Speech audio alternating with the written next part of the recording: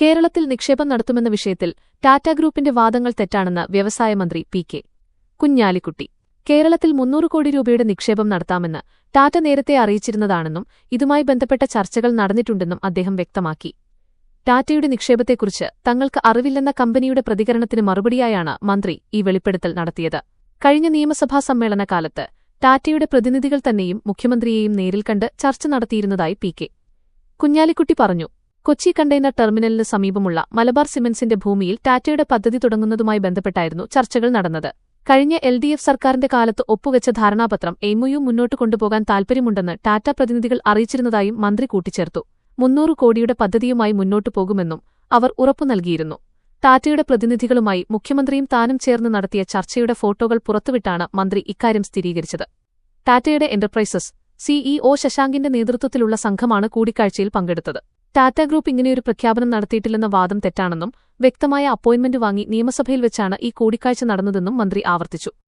21 ലക്ഷത്തോളം സന്തുഷ്ടരായ ഉപഭോക്താക്കളും 2 ലക്ഷത്തോളം തിമിര ശസ്ത്രക്രിയകളും പൂർത്തിയാക്കിയ മലബാറിലെ ഏക കണ്ണാശുപത്രി Al Salama high hospital, hospital road, Perinthalmanna. സംസ്ഥാനത്തെ ഷിപ്പിംഗ് മേഖലയിൽ ടാറ്റ ഗ്രൂപ്പ് 10,000 കോടി രൂപയുടെ നിക്ഷേപം നടത്താൻ ഉറപ്പു നൽകിയിട്ടുണ്ടെന്ന് മുഖ്യമന്ത്രി വി.ഡി. സതീശൻ കഴിഞ്ഞ ദിവസം ഒരു വിദേശ മാധ്യമത്തിൽ അവകാശപ്പെട്ടതോടെയാണ് വിവാദങ്ങളുടെ തുടക്കം. എന്നാൽ തങ്ങൾക്ക് കേരളത്തിൽ അത്തരത്തിലൊരു പദ്ധതിയില്ലെന്നും നിക്ഷേപത്തെക്കുറിച്ച് അറിയില്ലെന്നും ടാറ്റ ഔദ്യോഗികമായി വിശദീകരിച്ചത് സർക്കാരിനെ പ്രതിരോധത്തിലാക്കി. ടാറ്റയുടെ നിഷേധക്കുറിപ്പ് വന്നതോടെ സർക്കാരിന്റെ അവകാശവാദങ്ങൾ വലിയ രാഷ്ട്രീയ ചർച്ചകൾക്കും വിമർശനങ്ങൾക്കും വഴിവെച്ചു. ഇതിനു പിന്നാലെയാണ് കൊച്ചിയിലെ പദ്ധതിക്കായി ടാറ്റയുടെ പ്രതിനിധികൾ 300 കോടി രൂപയുടെ നിക്ഷേപ വാഗ്ദാനവുമായി വന്നിരുന്നെന്നും മുഖ്യമന്ത്രി സൂചിപ്പിച്ചത് ടാറ്റയുടെ മൊത്തം നിക്ഷേപത്തെക്കുറിച്ചായിരിക്കാമെന്നും വിശദീകരിച്ച പി.കെ. കുഞ്ഞാലിക്കുട്ടി ചർച്ചയുടെ ഫോട്ടോ തെളിവുകളുമായി രംഗത്തെത്തിയത്. വിദ്യാഭ്യാസ മേഖലയിൽ PM പദ്ധതി നടപ്പാക്കുന്ന കാര്യത്തിലും മന്ത്രി പി.കെ.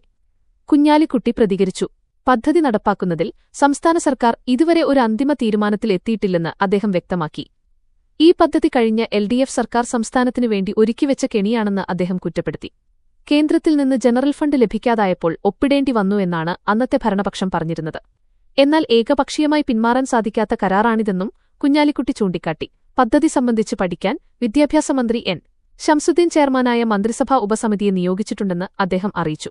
ആ സമിതിയുടെ വിശദമായ പഠന റിപ്പോർട്ടും ശുപാർശകളും വന്നതിനുശേഷം മാത്രമേ പദ്ധതിയിൽ അന്തിമ നിലപാട് വ്യക്തമാക്കൂ. പദ്ധതിയുടെ ഭാഗമായി സംസ്ഥാനത്തെ സ്കൂൾ സിലബസിലോ കരിക്കുലത്തിലോ ഏതെങ്കിലും തരത്തിലുള്ള കേന്ദ്ര ഇടപെടലുകൾ ഉണ്ടായാൽ അപ്പോൾ വളരെ ഗൌരവത്തോടെ കാണുമെന്നും അതനുസരിച്ചുള്ള ശക്തമായ തീരുമാനം സ്വീകരിക്കുമെന്നും കുഞ്ഞാലിക്കുട്ടി കൂട്ടിച്ചേർത്തു.